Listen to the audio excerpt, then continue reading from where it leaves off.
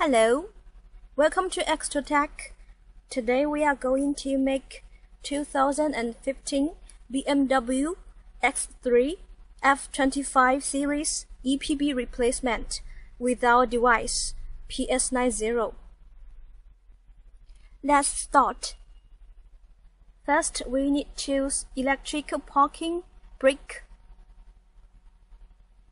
BMW X series X3. Replace the rear brake pads. Recheck brake wheel cylinder mode. Okay.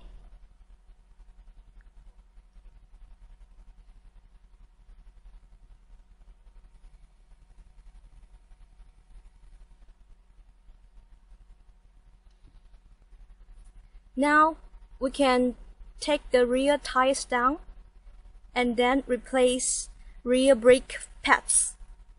When you finish this, we can refit the tires.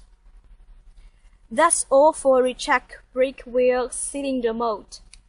And now the next step is release brake wheel cylinder mode. Okay.